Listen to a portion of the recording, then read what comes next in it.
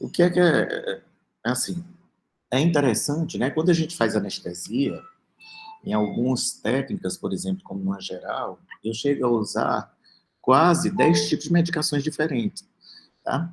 Então, é interessante que, assim, para a gente usar uma medicação, a gente conheça essa droga que a gente está usando para que a gente possa fazer a melhor escolha.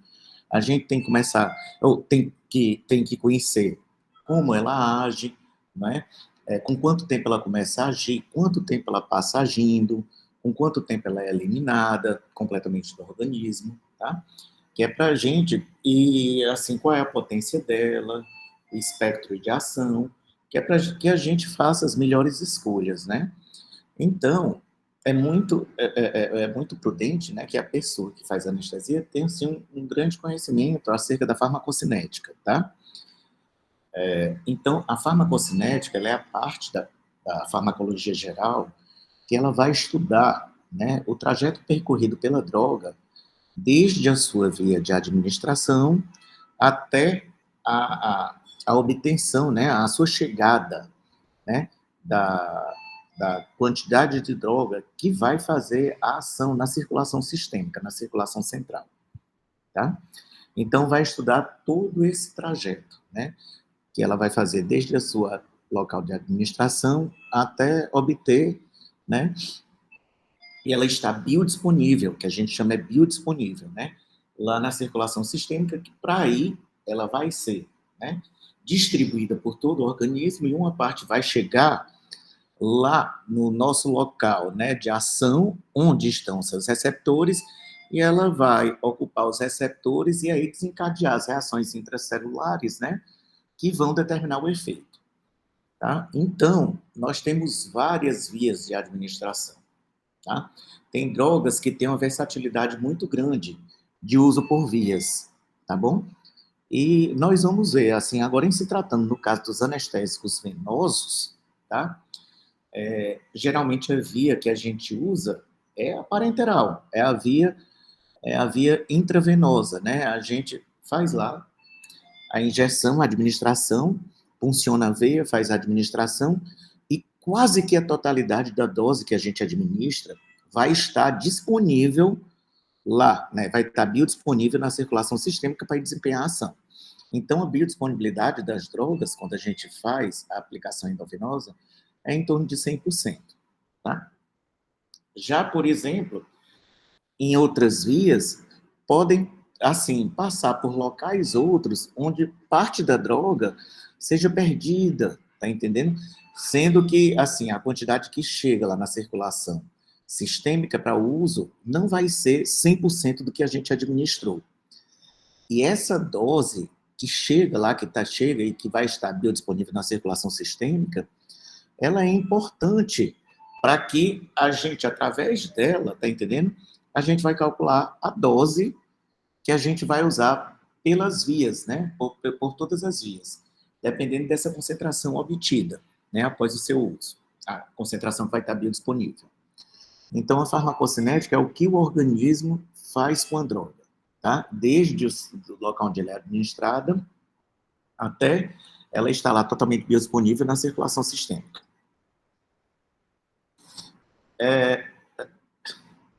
Eu tirei. Estão vendo, não estão? Pessoal? Então, professor. Não botem um joinha, não, que eu estou com a tela completa, vendo a apresentação, eu não vejo o que é que vocês. Melhor, tira aí, tira do mudo e fala, tá? Então, minha gente, a farmacocinética, ela compreende os processos de. E sim, eu não falei da inalatória, né? A inalatória, elas são administradas, né? Pela via.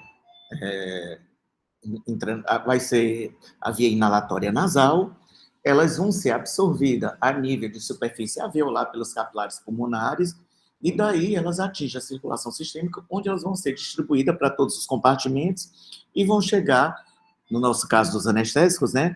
O nosso sítio de ação está no sistema nervoso central, que faz parte do compartimento V1, que são dos órgãos ricamente vascularizados. A gente vai ver mais tarde, tá?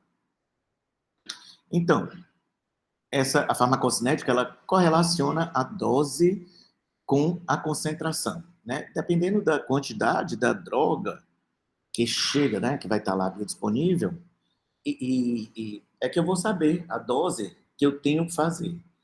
Agora, minha gente, a gente tem como mensurar drogas venosas, né? A gente tem como mensurar a massa dela, que está lá nessa circulação sistêmica. Já drogas inalatórias, a gente não tem como mensurar a massa. A gente trabalha, né, através da mensuração de pressões parciais. O, o trajeto dessas drogas, né, o nosso organismo tem várias membranas. Essas membranas geralmente são formadas por uma camada lipoproteica, uma camada bilipídica com proteínas inseridas, tá entendendo? E assim, geralmente os nossos receptores estão muito protegidos por várias membranas dessas. Então a droga vai ter que atravessar várias membranas para chegar até o nosso receptor e desempenhar, né? Se ligar o receptor e desempenhar a ação. Determinadas características das drogas fazem com que seja mais fácil, né, esse transporte, tá? Nessas camadas bilipídicas, nós vamos ter também canais iônicos, né, que dão, assim, passagem, são permeáveis seletivamente a alguns íons, e tem portões, tá entendendo? Dependendo de alguns estímulos, químicos, mecânicos, elétricos, eles podem ser ativados, está entendendo? E haver uma movimentação desses íons gerando, né, assim, alterações da conformação desses canais e deixando passar íons que vão desempenhar ações, tá? Também nós temos proteínas carreadoras dessas drogas, né? Essas proteínas carreadoras, elas podem carrear essa droga através da membrana, tanto assim, através de gasto de energia, como sem gasto de energia, né? Que sem gasto de energia a difusão facilitada, e com gasto vai ser as bombas, né? Vai ser o transporte ativo, né? Com gasto de energia. E, assim, como eu disse para vocês, nós temos algumas características, assim, das drogas. Quanto mais lipossolúvel ela é, essa droga ela vai passar mais facilmente através dessa camada bilipídica. Tá? Ela vai atravessar ela mais facilmente. Não só isso, vai depender da lipossolubilidade, nós vamos ver do pKa dessa droga, nós vamos ver as características das drogas que se difundem mais facilmente através dessas membranas, e vamos ver os tipos de receptores, tá? Então, farmacocinética correlaciona a dose que eu administro com a concentração obtida. Dependendo, né, mensurando essa concentração, vendo a concentração necessária para determinar, para dizer, para que eu tenha determinado efeito, nisso é que eu vou basear minha dose, né, para obter essa concentração, tá? Então, eu já disse, é o que o corpo faz com o fármaco, engloba os processos de absorção, no caso de drogas inalatórias, a gente chama de captação, distribuição através dos compartimentos do organismo, né? Metabolização ou biotransformação e eliminação, tá? Vamos ver, a absorção. A absorção compreende a passagem através das membranas. E as membranas, né, do nosso organismo têm essa característica de serem camadas bilipídicas, né? E algumas têm poros, através do qual, né, moléculas maiores, moléculas polares, elas não vão conseguir, mais ionizadas, elas não vão conseguir passar através dessas membranas. Então, elas vão passar através, né, de outros locais, tá entendendo? De canais iônicos, com auxílio de proteínas carreadoras, tá entendendo? Então, a absorção vai estudar, né, o trajeto desde o local de administração até a droga estar biodisponível na circulação central, na corrente sanguínea. Depende de alguns fatores relacionados aos fármacos, né? E, deixa eu ver, aos fármacos e também ao meio, né? Ao meio em que ele, ao local onde ele foi administrado, tá bom? Vamos ver aqui. Relacionados ao fármaco, a lipossolubilidade. A droga, quanto mais lipossolúvel, mais ela vai passar, né? Mais facilmente ela vai atravessar essa camada bilipídica, né? Ela vai passar por difusão através dela, tá bom? Essa difusão, minha gente, sempre é tentando obter o equilíbrio das massas, de onde tem mais para onde tem menos, até atingir o equilíbrio, tá? Já no caso dos anestésicos locais, também é o equilíbrio das pressões parciais. Só que, assim, para ocorrer o equilíbrio entre dois meios, né, com uma massa, a quantidade da massa precisa ser igual nos dois meios. Já de pressões parciais, não, porque depende de características do tecido, da solubilidade, da lipossolubilidade, da solubilidade daquele tecido, para a droga que eu estou utilizando. Tá entendendo? Então, assim, deixa eu especificar para vocês. Coeficiente de solubilidade sangue gás, que é o do anestésico, né? Que é o coeficiente da passagem, né? Deixa eu ver aqui, menino. Pior que saiu, deixa eu ver. Da passagem, né? Do anestésico inalatório do alvéolo para o capilar pulmonar. As drogas altamente lipossolúveis, elas vão passar muito, né? Já as drogas pouco lipossolúveis não vão passar tanto.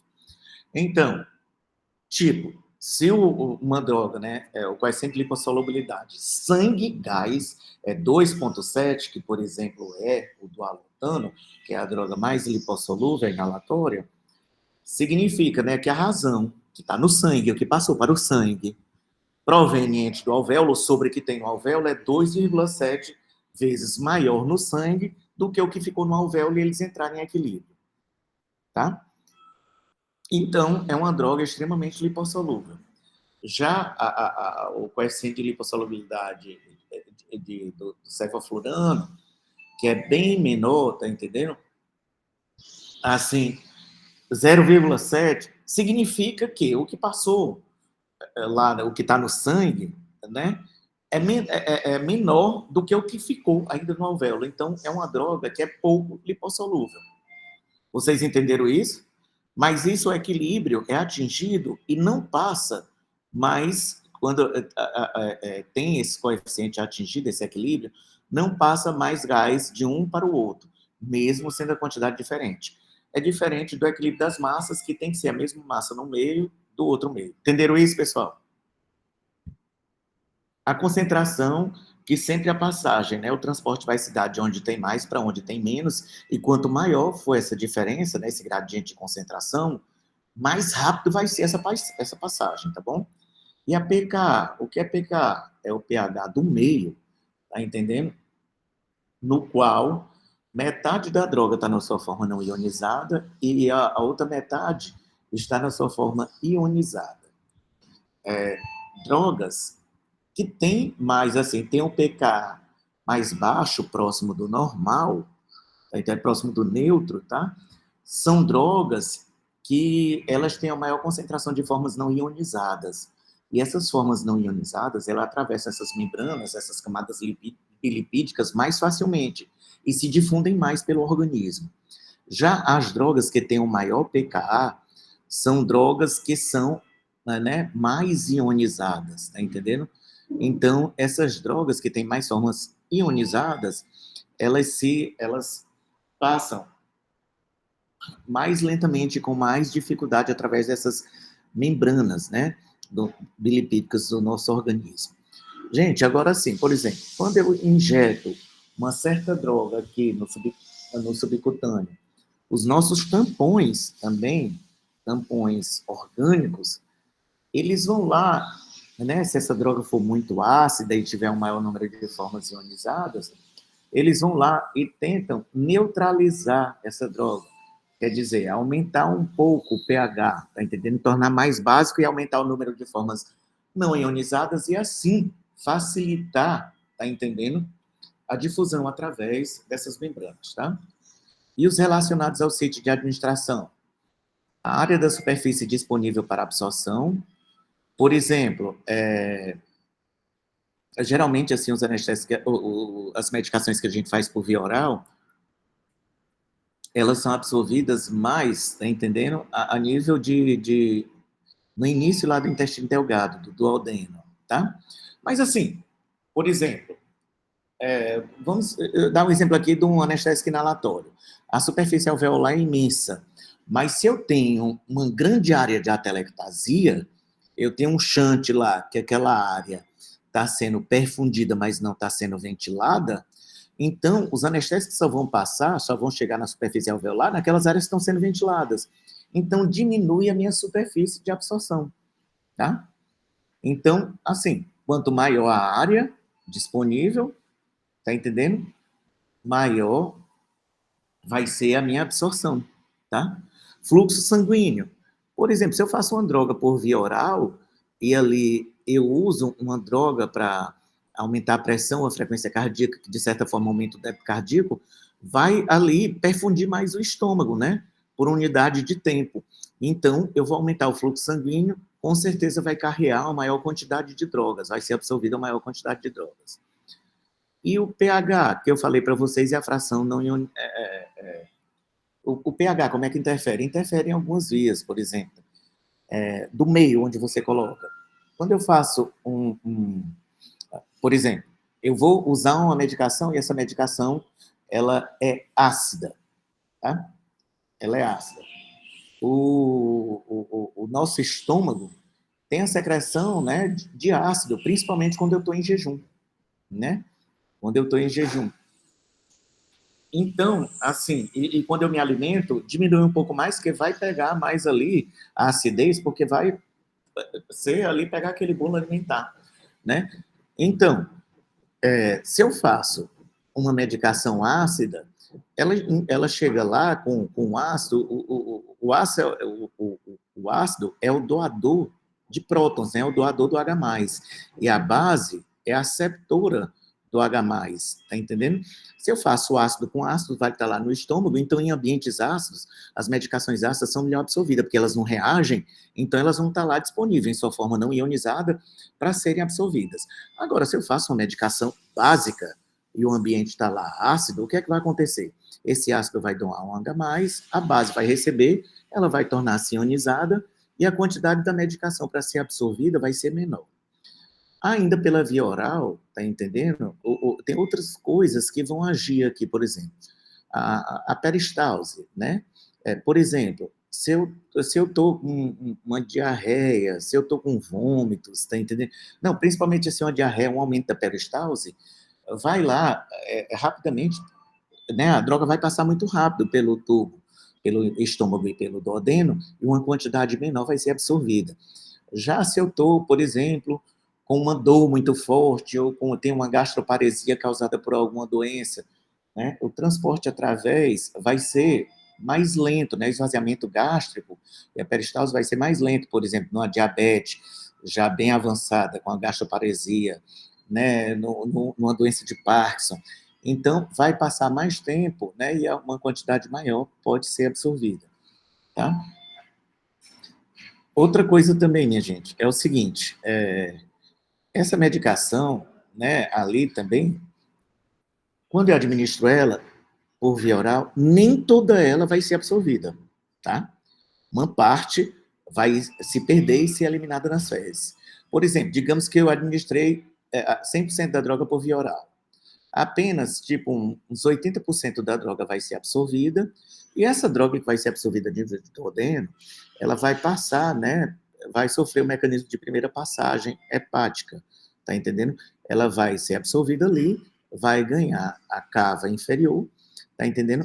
Vai passar, ou vai ganhar a porta, vai passar pelo fígado e vai sofrer, tá entendendo? Pela cava inferior não, pela porta e pelo fígado, e vai sofrer lá uma primeira metabolização, sendo que só o que restar dessa primeira metabolização é que vai chegar na circulação sistêmica para estar biodisponível, tá?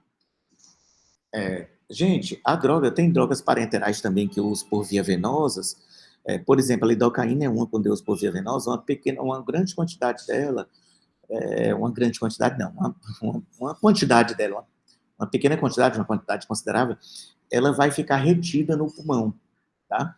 E algumas drogas lá. E só depois é que elas vão ser liberadas, tá? Então, a gente tem que conhecer as drogas, saber quais elas passam por esse mecanismo, esse primeiro sequestro, né? Tudo, para saber quais doses a gente vai ter que, quais doses a gente vai ter que usar pela via, através do qual nós vamos administrar. Saber, né, esse trajeto e o que vai acontecer no trajeto da droga para que a gente possa usar a dose correta, tá? Nisso é que são calculadas as doses que a gente usa. Pessoal, alguma pergunta? Nenhum, professor. Pode Então, prosseguir. via oral, vocês entenderam, né? Que apenas nós vamos fazer. Gente, e outra coisa assim, eu vou usar uma droga por via oral, ela já pode começar a sofrer a ação das minhas enzimas digestivas, né? Lá, desde a saliva. Depois vai ter o pH, né? Do suco gástrico que vai estar lá. Depois, só uma parte dela vai ser absorvida. Sofre lá, por exemplo, se eu tiver uma hipotensão severa, esse estômago vai ser pouco, né? Os órgãos-alvos são só cérebro e coração, então ele vai ser hipoperfundido, então a quantidade menor vai ser absorvida. Uma grande parte vai ser eliminada pelas fezes. O que vai ser absorvido ganha circulação, porta, né? E vai lá, vai ser metabolizada lá numa primeira passagem pelo fígado antes de atingir a circulação sistêmica. Sublingual, minha gente. Sublingual, eu tenho acontece isso que acontece também, esse metabolismo de primeira passagem hepático. Alguém sabe dizer?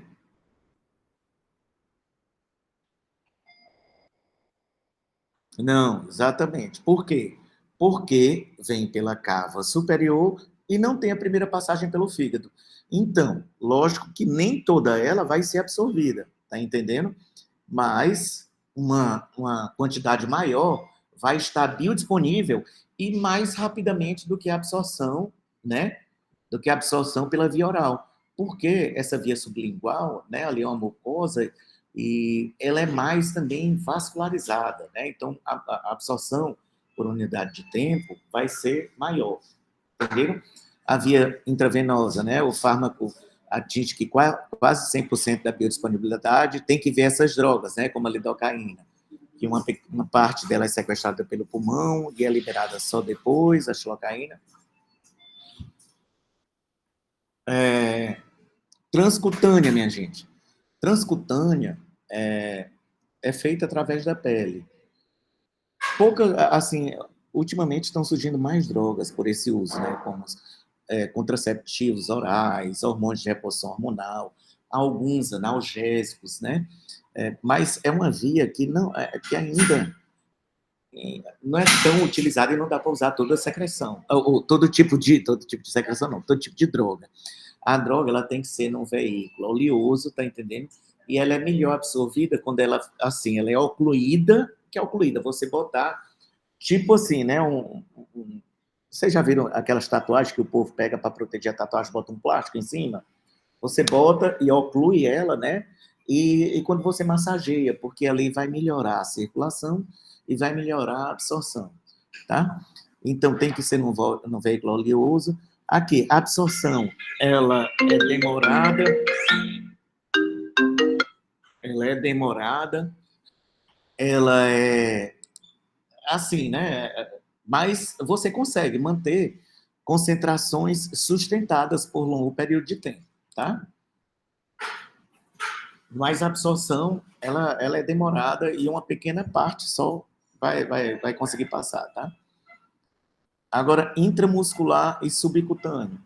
Subcutâneo, nem todo tipo de solução vai poder ser utilizada, você deposita ali no subcutâneo. Também a absorção é um pouco mais demorada, não pode ser para droga feita assim, drogas feitas na urgência, se bem que a adrenalina subcutânea, né, para o edema de glote é feita ali, tá entendendo? Mas é porque vai ser absorvida, né, em pequenas quantidades, vai manter uma concentração sustentada por uma quantidade de tempo boa, tá entendendo? Mas é aquela absorção errática, que a gente não tem como prever quanto vai ser absorvido, tá bom? E nem todo tipo de, assim, soluções ácidas, por exemplo, né, podem dar necrose ali, pode irritar e dar até necrose do tecido, tá bom? Intramuscular, gente, nem os grupamentos musculares que são mais perfundidos geralmente são mais utilizados. O mais perfundido, né? O que geralmente faz é nádega e deltoide, né? O deltoide, ele tem uma perfusão muito maior do que do que aqui o glúteo, tá? O glúteo externo, tá? O glúteo máximo. Viu? Ele é mais bem perfundido. E lá o músculo lá do glúteo, da mulher, tá entendendo? No homem ainda vai ter uma absorção melhor e mais rápida do que na mulher, porque a mulher tem uma maior porcentagem de gordura. Tá legal? Então, assim, por ordem de mais vascularizado, vai ser o deltoide, depois o quadríceps, aqui que você faz aqui externo, tá entendendo? E por último, tá entendendo? A última opção vai ser o glúteo, tá? Então, assim, você tem, né, que escolher um grupamento que seja bem vascularizado e que tenha uma porcentagem, geralmente tem uma porcentagem de gordura menor, porque a gordura é pouco vascularizada, tá? Aqui no intratecal, que é o peridural, raquianestesia, perineural, e nisso você deposita um anestésico lá próximo do nervo, tá? Então, ele vai agir mais rápido, tá entendendo? Inalatória, tá? Mas tem diferenças, minha gente, entre a RAC e a peridural. Por exemplo, na RAC, eu vou, assim, na peridural eu vou parar no espaço peridural, na RAC eu ainda perfuro a dura mater, ainda perfura a aracnoide e vou chegar lá dentro do espaço subaracnoide e vou chegar bem mais perto lá do neuroeixo, né? Que vai estar protegido só pela pia mater, tá bom? Então, geralmente, a raquianestesia, ela tem um tempo de latência, ela tem a ação dela começa mais rápido do que na peridural, tá? Justamente por causa disso, tem menos membranas para vencer. A dose que eu uso é bem menor, porque eu já coloco bem lá próximo ao nervo. Na peridural, tá entendendo? Vai ter que vencer todas essas membranas para chegar lá perto do neuroeixo. E também, assim, lá no espaço peridural vai ter mais gordura, vai ter vasos, então a quantidade pode ficar, né? Quanto mais lipossoluble se ligar a gordura e ficar preso na gordura, vai. Também uma parte, assim, como é mais vascularizada, pode ser absorvida pelo sistema venoso, né? Então, vai se perder uma grande quantidade. Então, a dose que eu faço por via peridural, a massa é bem maior do que na raquianestesia, tá? De fato, o quê? Né? O que é que a gente precisa saber? Que quanto mais próximo do nervo, menos membranas tem para separar, a massa, a ação vai se dar mais rápido e a massa que eu preciso utilizar vai ser menor, tá bom? Geralmente, minha gente, a peridural, quando tem que vencer essas membranas, esse anestésico vai banhar mais as raízes nervosas. Então, uma parte dela chega, vai atravessar a dura mater, a subaracnoide, chegar lá, a pia e chegar lá no neuro, vai. Mas a maior parte dessas drogas, a maior parte desse anestésico local vai agir nas raízes, na peridural. Já na raquianestesia vai agir mais lá no neuroeixo, tá? E inalatório, eu já falei para vocês que nós, assim, tem uma grande superfície alveolar, uma área muito grande de absorção. A gente chama geralmente, né, essa absorção do anestésico inalatório de captação, tá bom? E os anestésicos inalatórios, eles são tanto absorvidos a nível de superfície alveolar pulmonar, como eles são também eliminados em quase que sua totalidade pela via respiratória também. Eles voltam e são eliminados também pela passam dos capilares pulmonares pela dentro do alvéolo e a gente expira esses anestésicos. Assim, uma pequena parte apenas dele vai ser metabolizado, tá? O que tem maior taxa de metabolização é o alotano, que é em torno de 20% só. Então, 80% vai ser, tá entendendo? Eliminado de forma inalterada pela via inalatória. Então, administrado por via inalatória e em quase que na sua maioria, vai ser também eliminado por via inalatória, tá? Entenderam? Deixa eu só ver aqui o paciente, minha gente, que eu estou anestesiando, tá? Volto já.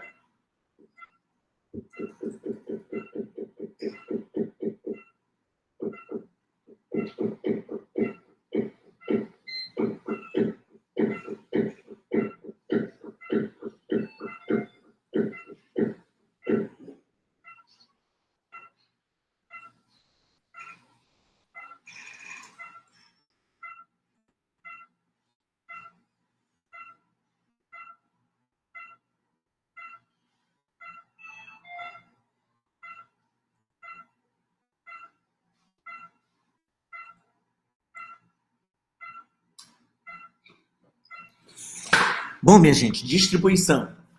Então aí, gente, olha, as drogas, elas são distribuídas por todo o nosso organismo. Elas não vão só lá para o local onde tem os receptores, tá? Elas vão, além do local onde estão os receptores, no caso dos nossos anestésicos, é o sistema nervoso central, eles vão ser distribuídos por todo o organismo.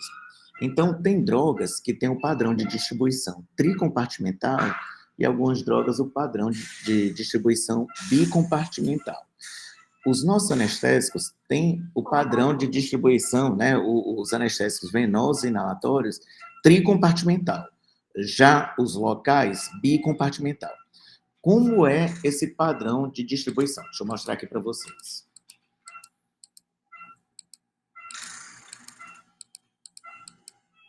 Olha, tá aqui. A minha circulação central está aqui. Ela contém o V1. Vocês estão vendo a setinha, então? Vocês conseguem ver a setinha aqui, que eu estou circulando V1. Consegue? Dá para ver, professor. Dá para ver. Pois é. Eu vou administrar a minha droga venosa no compartimento, lá na circulação, né? E ele vai chegar na circulação sistêmica. Vai estar biodisponível. V1, ele é compreendido, é o compartimento do nosso organismo compreendido por todas as nossas vísceras, tá? E, fazendo parte desse V1, aqui está fora, mas é só para ilustrar, está o nosso sistema nervoso central, que é onde está o nosso sítio de ação dos anestésicos, tá bom? Então, tem todas as vísceras e o nosso sistema nervoso central. Da nossa circulação sistêmica, nós vamos ver, né? O V1 é compreendido por tecidos TRV aqui, ó, ricamente aqui embaixo, ricamente vascularizados. Eles têm uma pequena massa corporal, de 10% apenas da nossa massa corporal, e recebem 75% a 80% do débito cardíaco. Quer dizer que tem uma massa pequena que vai ser banhado por uma grande quantidade de sangue. Cada tecido, ele tem a sua capacidade, o seu coeficiente de lipossolubilidade daquela droga. A capacidade dele de armazenar a droga que eu estou fazendo. Um mesmo tecido, por exemplo, o cérebro, quando eu faço um anestésico inalatório muito lipossolúvel, a quantidade dele vai ser X de armazenamento, sabe? Agora, já se eu faço uma droga que é pouco lipossolúvel, ele vai caber menos, ele vai se saturar com uma quantidade menor. A quantidade dele de armazenar vai ser menor, tá entendendo? Então, digamos, X sobre 3, tá? Então, o que é que eu quero dizer com isso? É que uma droga lipossolúvel, os órgãos, né? Eles vão comportar uma quantidade maior, eles se saturam com uma quantidade maior do que os poucos lipossolúveis, tá?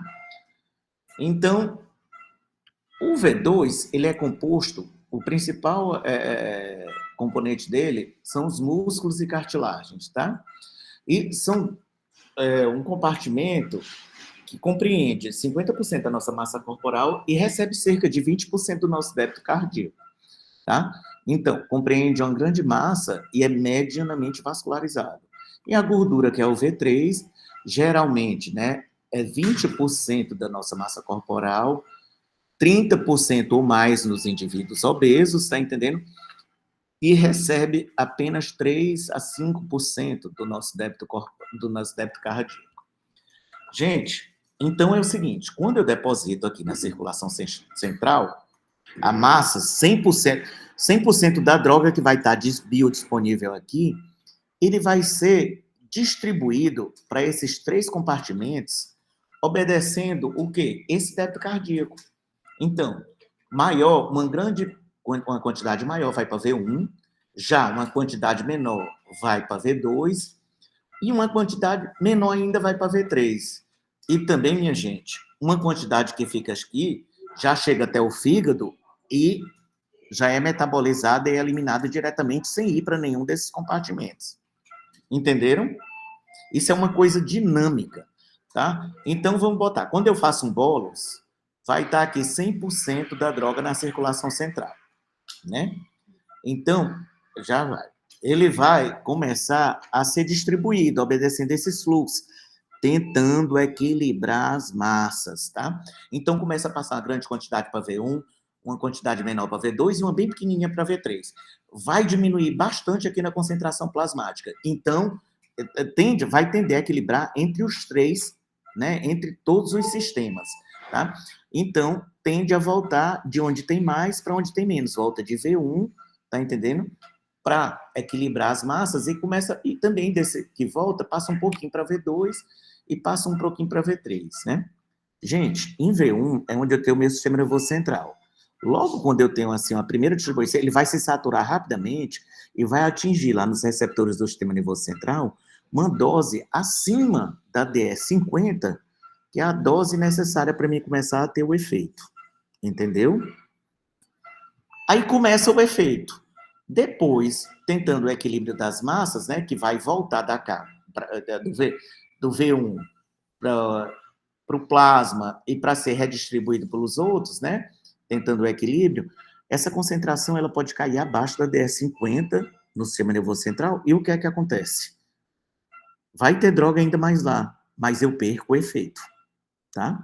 Então, o efeito de algumas drogas acaba por isso. Esse fenômeno que chama, né, da volta da volta da droga, do sítio efetor para a concentração plasmática, visando o equilíbrio das massas e caindo abaixo da concentração necessária para determinar o efeito, eu chamo de redistribuição. Então, o efeito de algumas drogas acaba por redistribuição e não pela metabolização da droga. Aí, quando esse equilíbrio entre o plasma e todos esses sistemas é obtido através de um bolus, né? O que é? Vai depender, aí começa a ter meia beta, né? Que é pela a metabolização. O que vai sendo metabolizado vai sendo reposto por esses compartimentos, obedecendo o fluxo, né? Do débito cardíaco e visando o equilíbrio entre eles. E ele vai sendo, né? Até que ela vai sendo eliminada completamente do organismo, tá? Então, isso nós chamamos a droga, né? Tem drogas que acabam, né? O seu efeito pela metabolização e eliminação dela do organismo. Pessoal, vocês entenderam isso? Pessoal, entenderam? Sim, professor. Tá. Minha gente, vamos dar 5 minutos aqui para o intervalo para beber uma água, que eu vou só acordar a paciente ali, viu? Tá, aí, né? Tá bom? Tá certo, professor.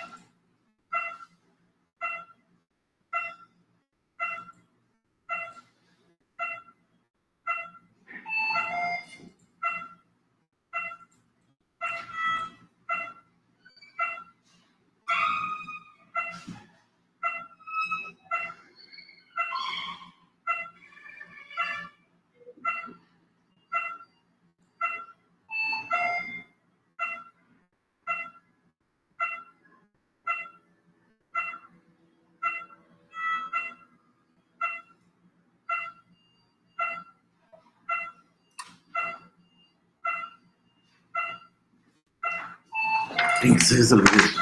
E aí, minha gente, tudo bem então aí? Pessoal?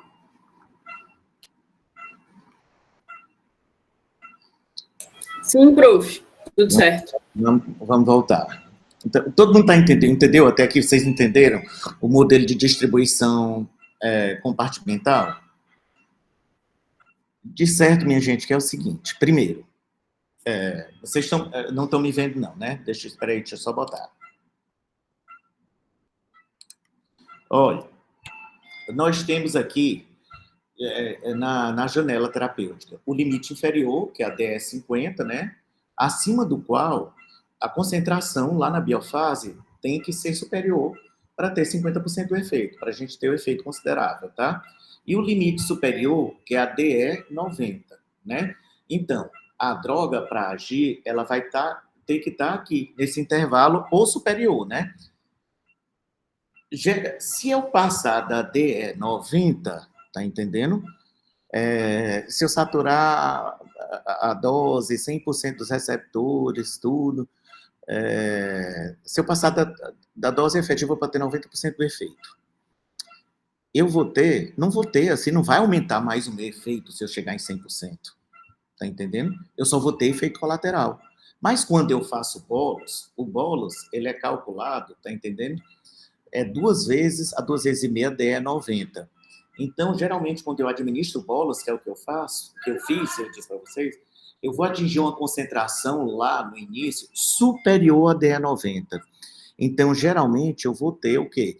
Uma instabilidade no início, né, efeitos colaterais, e depois a droga vai sofrer uma grande queda, né, a primeira grande queda no plasma, que vai ser devido à distribuição para os compartimentos, principalmente V1, né, inicialmente, que a gente chama T6-alfa. Essa primeira grande queda da droga na circulação, a gente chama de T6-alfa.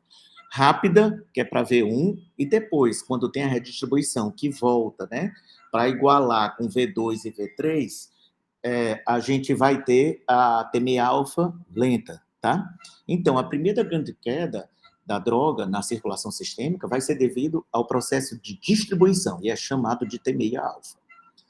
Depois que acontece o equilíbrio, tá? Que estão todos, o plasma é equilibrado com aqueles 3 compartimentos, e à medida que vai sendo metabolizada no plasma, vai caindo no plasma e voltando deles para ser metabolizada, o que é que acontece? Né? Acontece o processo, né, que vai depender só, toda droga que vai sendo metabolizada vai sendo reposta e ela vai sendo metabolizada no compartimento central. Então, a gente chama de T6-beta, tá? Que aí vai se dar a segunda grande queda na circulação plasmática, que é devido, né, à metabolização e eliminação das drogas. Vocês entenderam, não entenderam? Nós temos 2 grandes quedas, né? A primeira, que é pela T6-alfa, e depois pela T6-beta. Entenderam? Tá. Então, minha gente, vamos lá. A distribuição, como eu falei, ela vai obedecer aquele, né? A massa, dependendo da massa e do coeficiente de solubilidade das vísceras, né? Das vísceras, dos músculos, da gordura, né? E também da perfusão, vai obedecer também à perfusão sanguínea desses compartimentos, né? Então, vai ocorrer a distribuição visando o equilíbrio das massas. E fica, né, aqui, tanto num movimento contínuo, de entra e sai desses compartimentos, visando equilibrar todos eles, né, com a circulação plasmática. Então, gente, diminuição das proteínas plasmáticas ou ocupação do sítio de ligação por outros fármacos aumenta a fração do fármaco livre, disponível para captação por outros órgãos e tecidos. O que é isso aqui? Vocês viram que as drogas, né, quando a gente faz, minha gente, essas operadoras de telefone, o Banco do Brasil não me deixa em paz, né, dizendo que estão comprando na minha conta, que me oferecendo plano de tudo quanto é jeito, de internet, não tem quem aguente, mas já tá todinho, já bloqueei, mas parece que mina, sabe? É de deixar um doido. Aí depois eu botei aquele negócio para bloquear os números que eu não tenho na minha agenda. Mas eu comecei a deixar de atender muita gente que, sabe, que me ligava que era importante, aí eu voltei, mas é um inferno. Vamos lá. O que é isso? As drogas, geralmente elas podem ser as drogas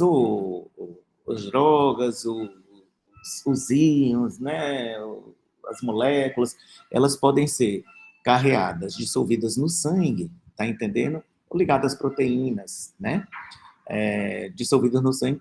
Bom, vocês vão ver que lá cada droga tem taxa de ligação proteica. É importante você saber. Sabe por quê? A taxa de ligação proteica, ela vai estar ali, nem toda droga vai estar, que está na circulação sistêmica, vai estar biodisponível para agir. O que está ligado à proteína vai formar uma macromolécula, e essa macromolécula ela não vai conseguir passar, porque ela é grande, vai se distribuir. A droga que está disponível para agir é a droga que está livre, tá? Então, essa droga que vai se dissolver através das membranas, tá entendendo? E que vai chegar lá nos receptores, ok? Isso é importante por quê? Porque condições patológicas que cursem com hipoproteinemia, o que é que vai acontecer? Diminuir a taxa de proteínas, né, da albumina, que vai se ligar, e da... Alô, Elcias? O Alessio já está terminando, viu? Aí já está terminando. Eu acho que deve dar uma meia hora no máximo, viu? Rapaz, o carro é ruim, em vazamento. Lá o carro não funciona direito não, viu? Pois é, estamos só esperando, tá? Viu? Mas é porque o carro lá não funciona. Mas eu te ligo já, na hora que tiver, que ele terminar aqui, eu te ligo, tá? Tchau. Sim, minha gente. Aí, e a glico alfa-1 proteína, a glico-alfa-1 proteína ácida também, elas diminuem, né? Em algumas condições, como insuficiência renal, desnutrição, na gravidez tem uma diluição das proteínas, tá entendendo? Então, são condições que vai aumentar a concentração, né, a taxa livre. E o que é importante isso daí, né? A droga livre, a droga que vai fazer o efeito. Drogas mais lipossolúveis são drogas mais potentes. Geralmente, né, por exemplo, essas drogas que têm uma alta taxa de ligação proteica, elas sofrem um impacto maior por isso, tá? Deixa eu dar um exemplo para vocês. A bupivacaína, ela é mais lipossolúvel, tem a taxa de ligação proteica de 96%.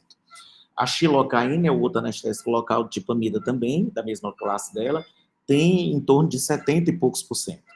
Então, se diminuir um pouco as proteínas, em torno de 70, tá? E eu fizer a xilocaína livre no sangue, vai mexer pouco com a taxa livre da xilocaína, que tem uma taxa de ligação proteica baixa, que é quase 70. Vai aumentar pouco. Mas a que tem 96%, que é a bupivacaína e já é tóxica, vai aumentar muito a dose livre dela.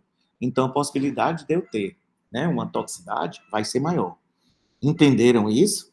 Então, as drogas que sofrem mais esse impacto, tá entendendo? São drogas que têm uma taxa de ligação proteica maior. Tem que ter cuidado também quando a gente faz várias drogas que elas competem por essas proteínas, tá? Que aí vai aumentar a taxa livre das duas. Então, a possibilidade de ter efeitos exacerbados vai ser maior, né? Entenderam isso? Então, fatores que diminuem as proteínas plasmáticas. Insuficiência renal geralmente cursa com hipoproteinemia, insuficiência hepática, insuficiência cardíaca, neoplasias, gestação pela imdiluição. Bom, volume de distribuição, né? Volume de distribuição de uma droga é um volume virtual, não é um volume real, tá? Quantifica o quanto essa droga ela se espalha pelo nosso organismo, tá? E por que isso é importante, tá? Ela é importante porque quanto mais ela se espalha, depois vai demorar mais para ela voltar e para ela ser eliminada. Então, são drogas que têm uma T-meia beta, né? Uma meia-vida de eliminação mais longa, tá? E é um volume virtual por quê? Porque tem drogas por exemplo, o nosso organismo, ele tem em torno, por exemplo, uma pessoa de 70 quilos com um adulto de 70 quilos, ele tem em torno de 44 litros de água no organismo. Mas nós temos volume de distribuição de algumas drogas de mais de 1.000. Então, se nós só temos 44 litros, como é que vai dar mais de 1.000 litros? Então, isso significa que a droga se espalhou e ela chegou até dentro de cada célula, tá? E quando a droga tem um volume de distribuição bem pequeno, são drogas geralmente que ficam restritas, tá entendendo? Ao volume intravascular, tá? Drogas mais hidrossolúveis, tá? São drogas que geralmente elas vão ficar no máximo ali, vão alcançar no máximo o líquido extracelular, tá entendendo? Então, não vão se difundir por dentro das membranas, das células, por vários órgãos, tá? Então, são drogas, então, que ali, como elas se espalham menos, elas vão ter uma meia-vida menor. Isso daqui, só para ver o que é volume de distribuição. Concentração não é igual a massa sobre volume. Então, se eu consigo mensurar a concentração que eu obtive dessa droga no sangue, no plasma, lá, e eu sei a dose que eu administrei, né? Então, aqui, quantidade da dose administrada, concentração aqui obtida é igual a massa, que é a dose administrada, sobre o volume. Aí eu pego o volume e passo para cá, volume de distribuição, e boto aqui a concentração obtida. Então, eu dividindo a dose que eu administrei pela concentração obtida, eu tenho um volume de distribuição daquela droga, tá? Que é para mim saber se ela se espalha mais ou menos, se ela vai ter uma meia-vida de distribuição maior ou menor. No caso aqui, eu tenho um tanque com 1 litro, né? E eu botei 10 miligramas, derramei, né, 10 miligramas da droga aqui. Então, a minha concentração vai ser 10 miligramas em 1 litro, tá? A concentração. Mas vamos ver aqui os fatores que interferem. Espera aí, que eu vou já mostrar aqui para vocês. A distribuição, ela vai depender da lipossolubilidade do fármaco no plasma e nos tecidos periféricos, né? Que eu disse para vocês. A lipossolubilidade, quanto maior a lipossolubilidade, mais elas vai atravessar as membranas. E ela, assim, nos tecidos, os tecidos, eles vão necessitar, eles vão comportar uma quantidade maior dessa droga, quanto mais lipossolúvel, dependendo do seu coeficiente de lipossolubilidade, eles comportam uma quantidade maior do que as drogas poucos lipossolúveis, né? Um volume de distribuição pequeno fica mais confinado, o fármaco fica mais confinado do plasma, eu já falei isso. Agora, os fatores que afetam esse volume de distribuição. Eu falei para vocês, o que vai atravessar as membranas é o que não está ligado a proteínas, né?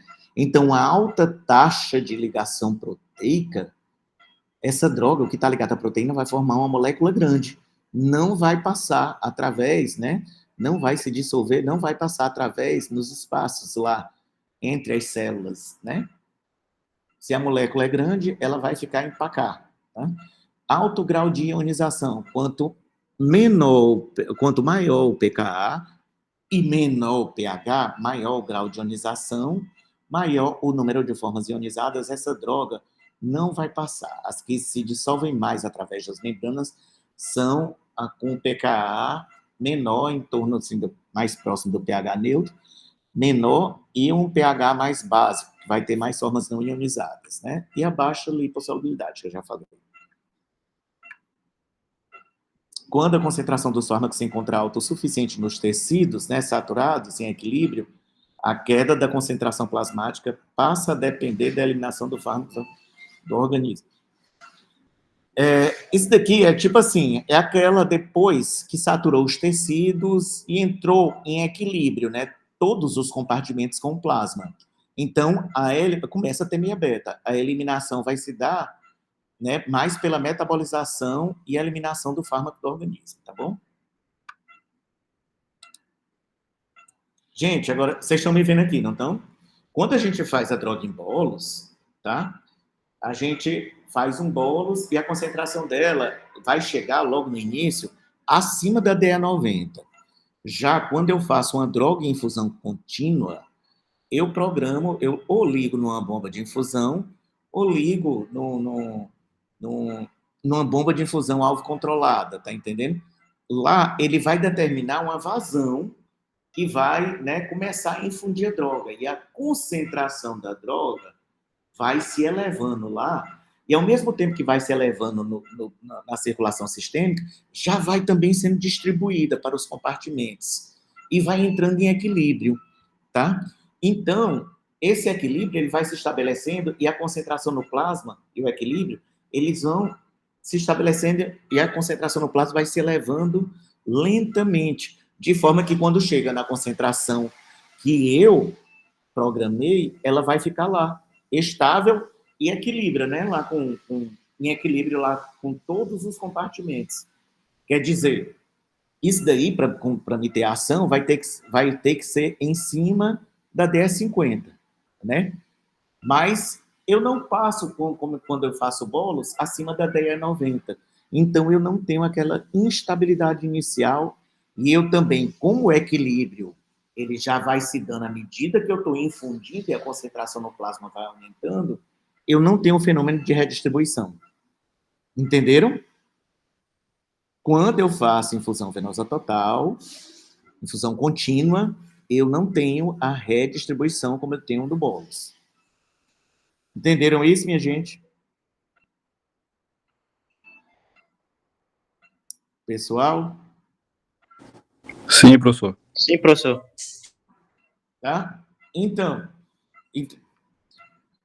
essa é a diferença. Gente, então, já que eu não tenho aquela instabilidade inicial, é uma técnica que mantém melhor a homeostase durante a minha indução anestésica. Então, é uma técnica de escolha para pacientes mais graves e instáveis.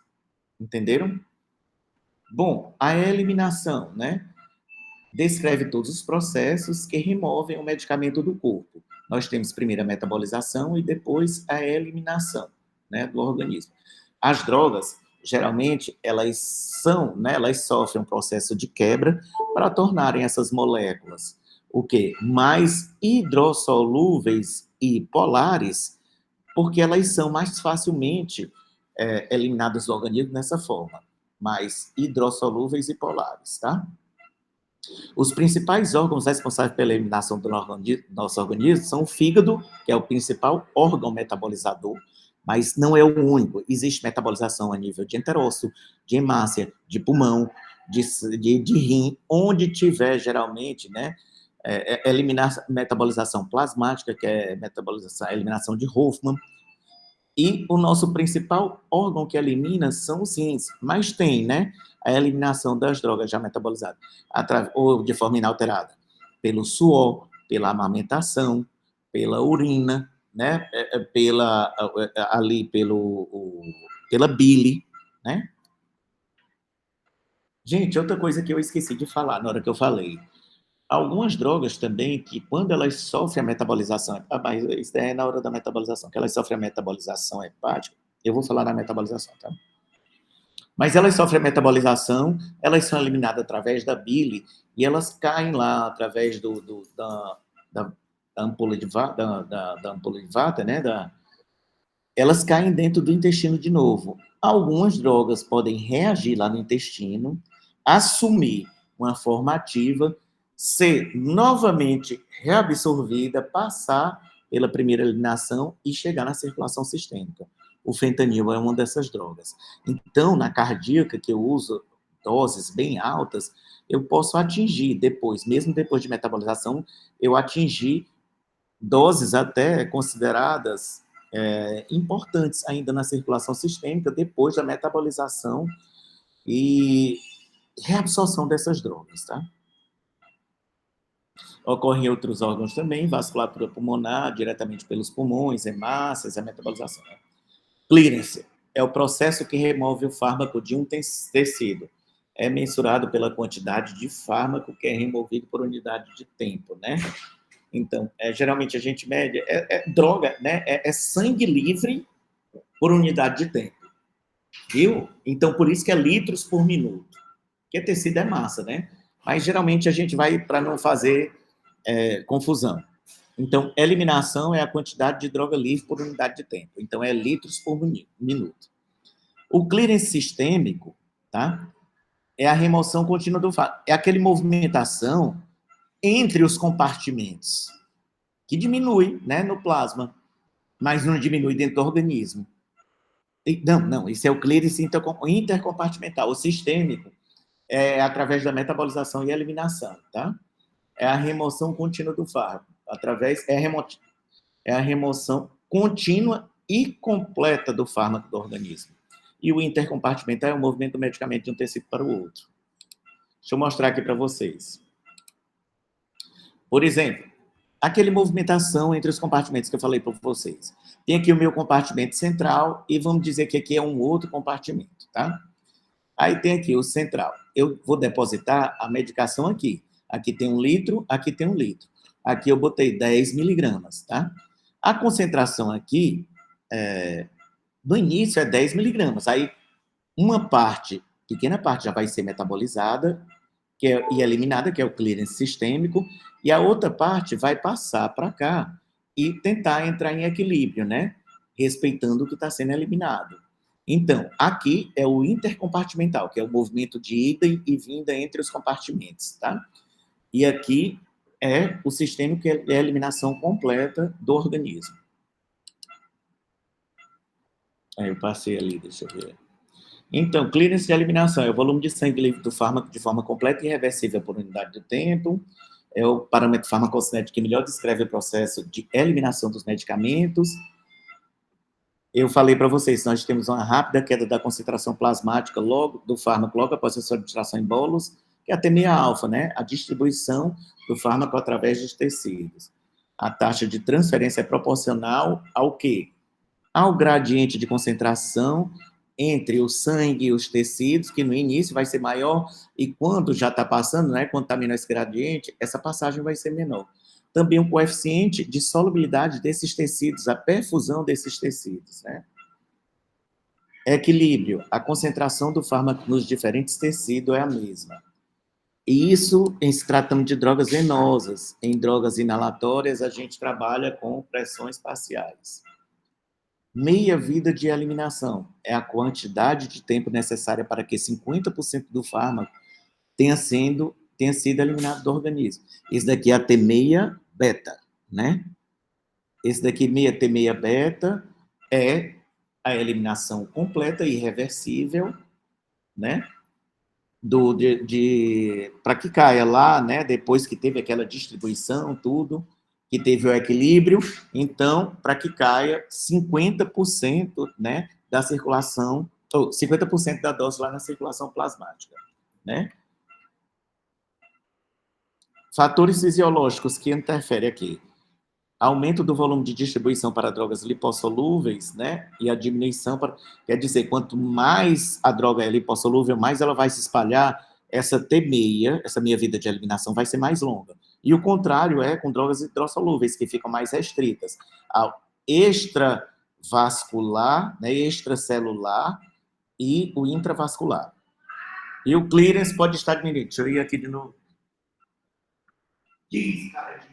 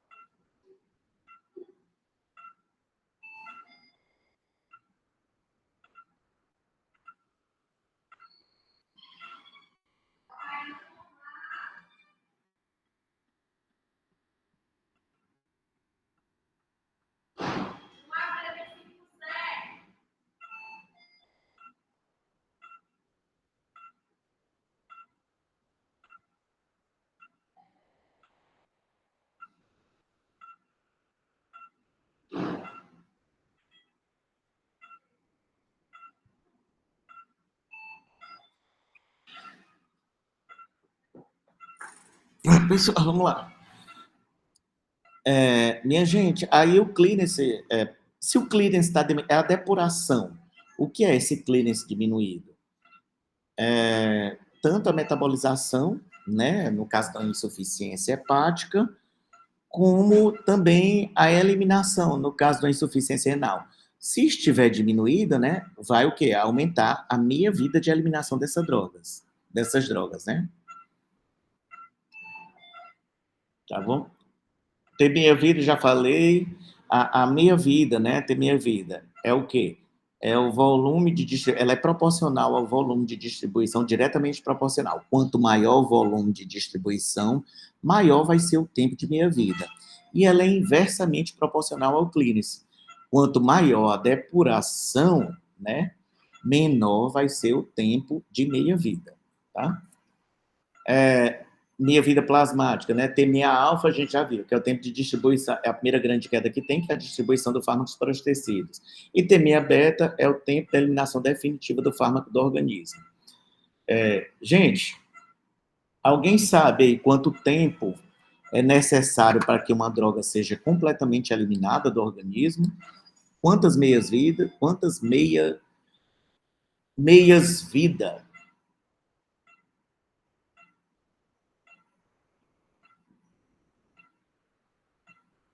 Quantas meia-vida? Meias. Alguém tem um palpite? Quanto é?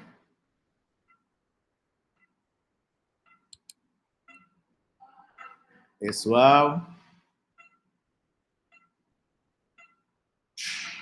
Não, né? Vocês estão pelo menos assistindo? Sim, professor. Olha, é necessário em torno de 5 a 6 meia-vida para uma droga ser completamente eliminada. E a gente tem que respeitar isso, tá? Por quê? Para cair 50% na meia-vida de eliminação, que é a eliminação completa do organismo, não é uma T-meia beta, não é cai 50%? Então, 2T6-beta vai cair das 25%. 3 vai cair 12,5%. 4, 6,30 e poucos por cento. Aí, 5, tá entendendo? Já vai ser 3 e alguma coisinha. Então, abaixo de 3, a gente já considera entre 5 e meia vida, 5 e 6 meias vidas, para que uma droga seja completamente eliminada do organismo. Então, por exemplo, assim, tem algumas drogas que a gente precisa suspender antes da anestesia. Por exemplo, os anticoagulantes são umas dessas, né? O Marevan, geralmente, a gente tem que suspender 5 dias antes. Por quê? Porque é o tempo que ele leva para ele ser completamente eliminado do organismo. E a gente ainda pode usar, né, dosar indo INR para ver, porque tem variantes que podem aumentar ou não esse clearance, tá? Para ver se já está normal ou não. Mas o tempo, geralmente, são 5 dias, tá? E a gente tem que respeitar isso. Por exemplo, se a T6-beta de uma droga é 3 minutos, tá? Quanto tempo é necessário para me eliminar completamente essa droga do organismo? Se são necessários 5 a 6 meia-vida, então, entre 15 e 18 minutos. Entenderam? Sim. Pronto. Minha gente, hoje não era para estar desse jeito, não, mas é porque apareceu tanta cirurgia. Hoje eu estou na 6ª cirurgia já. Aqui, gente, isso daqui, KE0 e T6KE0. Isso daqui são conceitos importantes para infusão contínua. Isso daqui é o seguinte, a droga, quando ela chega lá na circulação sistêmica, não é ali que ela age, né? Ali, ela precisa passar para dentro lá do sítio de ação dela. Então, KE0 é a velocidade com que essa droga passa, né, da circulação sistêmica para o sítio de ação dela. É a velocidade. Então, quanto maior a KE0, maior a velocidade, né, mais rápido essa droga vai passar. E T6KE0 é o tempo onde eu tenho essa concentração aqui no sangue, na circulação sistêmica, e a concentração no receptor, né? Vai ser atingido, tentar atingir o equilíbrio no receptor com a circulação sistêmica. T6KE0 é o tempo para atingir a metade do equilíbrio entre a saturação do receptor com a circulação sistêmica, né? Mas isso daqui vai refletir a KE0. Quanto maior essa velocidade que vai passar, esse tempo vai ser menor. Então, essa droga vai começar a agir mais rápido. Para mim, usar drogas que, na infusão contínua, eu vou dar preferência a drogas que comecem a agir mais rápido, drogas que sejam eliminadas mais rapidamente, que acumulem menos no organismo, para que a recuperação seja mais rápida. Assim, se eu demoro a anestesia muito tempo, eu vou ter que fazer muita droga para manter, tá? Muita droga para manter. E com cada dose extra que eu faço para manter, quanto maior esse tempo, mais vai acumular a droga. Então, se eu acumulo mais droga, depois eu tenho que botar tudo para fora para, né, para me recuperar da anestesia. Então, quanto maior o tempo de administração da droga, maior vai ser o acúmulo, tá? E maior vai ser o tempo para despertar. Então, eu vou querer drogas que acumulem menos, tá bom? Metabolismo, clearance hepático, né? É a taxa de biotransformação hepática, é volume de plasma livre do fármaco por unidade do tempo pela metabolização hepática. Depende do fluxo sanguíneo hepático, né? E da taxa de extração hepática. E depende também da capacidade enzimática desse fígado. Gente, nós temos 2 classes de drogas. Não só 2, que nós temos drogas intermediárias. Mas nós temos drogas que elas são, assim, o fígado tem uma grande capacidade de metabolização dela, tá? Então, essas enzimas têm uma grande capacidade de metabolização. Então, quanto maior o fluxo sanguíneo hepático, mais eu vou levar droga para lá, e esse fígado tem capacidade, ele dá vazão e metaboliza uma taxa constante dessa droga. Então, essa droga vai ser metabolizada mais rapidamente. São as drogas que dependem mais do fluxo sanguíneo. Agora, eu tenho drogas que dependem mais da capacidade enzimática do fígado. A capacidade enzimática é restrita, pequena, tá? Então, se eu ultrapasso essa capacidade, não adianta. Ele vai ter que metabolizar primeiro isso, para depois metabolizar o resto, tá? Então, são drogas que dependem mais da capacidade de metabolização das enzimas hepáticas, tá? Então, eu posso aumentar o fluxo sanguíneo hepático, vai dar, mas a capacidade vai exceder, vai saturar a capacidade do fígado, tá entendendo? E vai ter que primeiro metabolizar para depois... Viu? Para depois ir metabolizando, tá? Então, deixa eu mostrar aqui para vocês. Ó, aqui são drogas, aqui, quanto mais eu aumento o fluxo sanguíneo hepático, mais eu aumento a metabolização. Tá terminando. Entenderam? Então, aqui, são drogas com alta capacidade de extração hepática. Tipo assim, minha gente, a capacidade de metabolização do fígado é 100 microgramas por... 100, vamos lá, né? Então, se eu posso aumentar muito, se eu aumentar um pouco o fluxo sanguíneo hepático, se eu aumentar um pouco mais, se eu aumentar... A capacidade dele é essa, ele vai dar conta. Agora, o que tem a capacidade de 10, se eu aumentar logo 10, vai dar. Se eu aumentar 20, ele vai saturar logo, tá entendendo? E ele não vai depender mais da capacidade. Ele vai ter que metabolizar aquilo que ele tem a capacidade para depois metabolizar o resto. Aqui embaixo são drogas, tá entendendo? Que eu posso aumentar o fluxo sanguíneo hepático, mas a capacidade de metabolização delas é pequena por unidade de tempo. Essas aqui mais perto do eixo, né, das abscissas, tá? Já essas aqui são drogas que quanto mais eu aumento o fluxo sanguíneo hepático, mais elas aumentam a metabolização. E aqui são drogas intermediárias, tá entendendo? Que tem uma capacidade de metabolização intermediária. Então, elas, se aumentar pouco o débito, né, elas vão ser metabolizadas mais rapidamente. Mas se aumentar muito, daí elas vão ter que metabolizar aquilo dali, satura e vai ter que metabolizar primeiro. Gente, vamos terminar só primeiro aqui metabolismo, depois na quarta-feira eu termino o restante, viu? Olha, o metabolismo hepático, ele acontece geralmente em duas fases. O metabolismo fase 1, que é o metabolismo geralmente de quebra, né? Que é a oxidação, redução e hidrólise, né?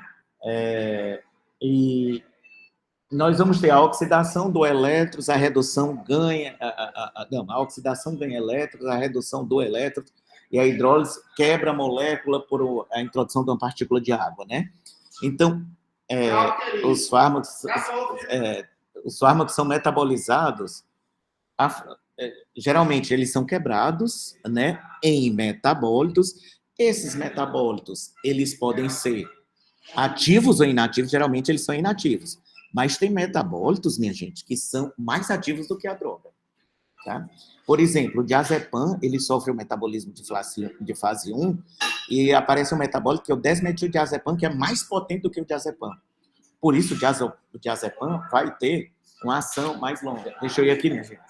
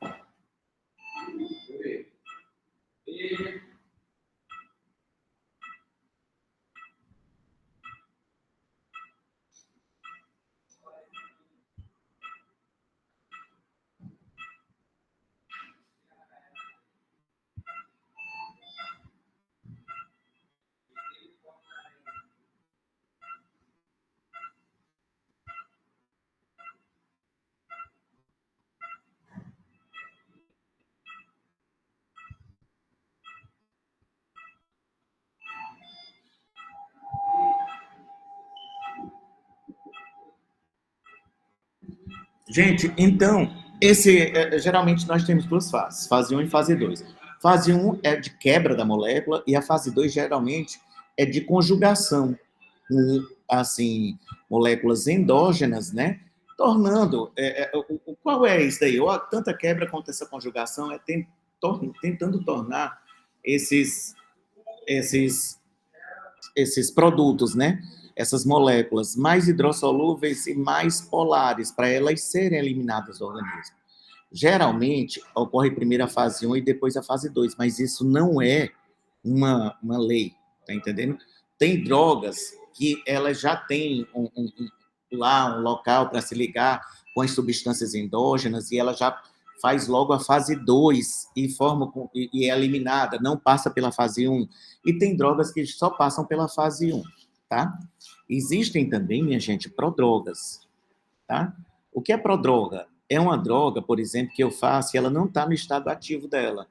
Quando ela sofre a fase 1, a quebra é que ela vai assumir a formativa dela. Um exemplo disso é a codeína, que quando ela sofre a fase 1, ela se transforma em morfina e aí é que ela vai ganhar ação. O propranolol também é da mesma forma. É uma prodroga. Quando sofre a fase 1, atinge a sua formativa que vai agir, tá? Então, vocês entenderam, né? A maioria das moléculas passa por fase 1 e depois tem os metabólitos que vão se conjugar, né, e formar a fase 2. Mas isso não é obrigatório. Tem droga que só passa pela fase 2, tem droga que só passa pela fase 1 e tem droga que é eliminada de forma inalterada. Tá entendendo? Todo mundo entendeu isso? Entendeu a questão das prodrogas? Entendeu, assim, porque tem algumas drogas, né, que tem metabólitos que são ativos, e geralmente, quando uma grande parte das drogas, quando passa pela fase 1 que quebra, perde a ação, mas outras não. Nem toda droga perde a ação, tem drogas que têm metabólitos ativos. Por isso, é importante a gente saber quais são essas drogas, que essas drogas vão ter uma ação mais prolongada. Entenderam isso, pessoal? Pessoal? Sim, professor, tudo certo. Entendemos, professor. Agora vamos ver assim. Cinética de primeira ordem. O que é esse daqui? É aquela eliminação. Quanto mais eu aumento a concentração da droga, mais o fígado ele vai dar conta. É parecido. Ele vai metabolizar. Ele tem uma capacidade de metabolização grande, que seria preciso aumentar muito aquela droga, tá entendendo? Para que ele não conseguisse metabolizar. Mas cinética de primeira ordem, a eliminação é proporcional à concentração do fármaco. É parecido com aquele negócio da taxa de extração, tá? E cinética de ordem 0 é quando tem a saturação do sistema e ali primeiro ele vai ter que metabolizar aquilo dali para depois, o que eu fizer de excedente, que a capacidade geralmente é pequena, tá entendendo? Vai ter que metabolizar depois. Então, como satura, se eu fizer uma dose muito alta, vai aumentar muito a duração dessa droga, tá? No caso de exemplo, álcool, fenitoína. Vamos ter aqui um exemplo. Eu tenho uma sala de aula de vocês com 100 portas. Eu boto 10 pessoas lá dentro. Bora, todo mundo sai. Sai todo mundo. Eu elimino por 10, cada um escolhe uma porta. Eu boto 50, eu boto 60, eu boto 70, eu boto 100. Eu teria que botar mais do que 100 para não dar conta. Então, geralmente, isso é a cinética de primeira ordem. Agora, a cinética de ordem 0. Eu tenho 10 portas lá. Eu boto 10 pessoas, cada um escolhe a sua. Eu boto 20, aí já vai demorar mais. Primeiro tem que sair uma leva de 10, né? Para depois sair o restante. Entenderam? Então, a remoção dos fármacos do corpo, né? Eu disse que os rins são o nosso principal órgão de eliminação. Mas nós temos o fígado através do sistema hepatobiliar, pulmões, o leite, o suor, tá? Então, tudo isso a gente tem que saber. Eliminação. Nosso principal órgão é o rim e a principal, né, forma é a secreção tubular, né? A secreção tubular representa 80%, tá bom? Porque tem o quê? Filtração glomerular, secreção tubular e reabsorção tubular distal, tá? Então, na reabsorção, muita coisa que foi aqui, passou por transporte ativo, vai ser reabsorvido lá, tá? Se não tiver na forma polar ou hidrossolúvel, tá? Então, mas a secreção tubular é o nosso principal mecanismo de eliminação renal, tá bom? Gente, esse modelo farmacocinético a gente já falou, que é esse daqui, deixa eu ver aqui, não é? Pronto. Aqui terminou a aula, tá entendendo? Eu...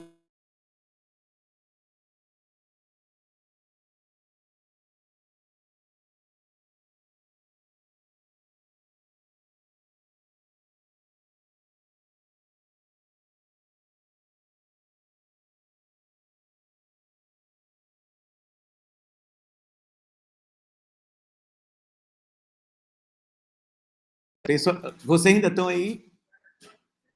Ou eu saí sem Professor. querer. Tá. Alguma pergunta, minha gente, vocês têm? Oh, me desculpem essa aula tumultuada aqui só, mas eu estava anestesiando 2 pacientes. Estou acordando no segundo agora, viu? Uma nefrolitotomia, são cirurgias grandes, uma esterectomia. E eu deixei eles tudo lá, viu? Compensadinho para poder, mas... Bora lá. Quarta, vocês vão poder ter aula aí presencial? Querem, se não puderem presencial, querem que eu faça mais cedo ou alguma coisa, assim como é?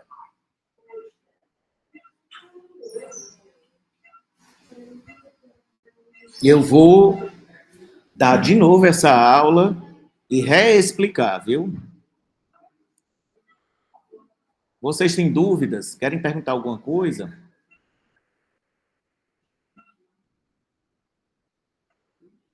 Lembrando que, né, eu tenho essas aulas gravadas, que eu gravei na época da pandemia, eu vou passar. Não precisa só pegar a minha apresentação, ler aquilo dali. Eu vou passar também as aulas gravadas, vocês assistem outras vezes, leem aquilo dali. Não, só precisa ir para o livro se quiser aprofundar aquilo que está na aula, tá? Não precisa saber mais do que isso daí. A gente, se quiserem, tiverem dúvidas de outras, podem me perguntar que eu respondo as dúvidas. Mas, assim, geralmente eu só cobro na prova, né, aquilo dali, tá? As perguntas são tiradas daquilo dali. Eu faço casos clínicos, coisas eu digo para vocês, mostro para vocês como é mais ou menos, o exemplo dos casos clínicos. Então, vocês me digam aí se querem a aula 4 horas na quarta, tá entendendo? E na próxima segunda a gente começa as aulas práticas. Segundas, quanto mais cedo puderem chegar na neoclínica, tá entendendo? Em torno de meio-dia, tudo, eu já estou aqui, viu? E na quarta-feira também, tá?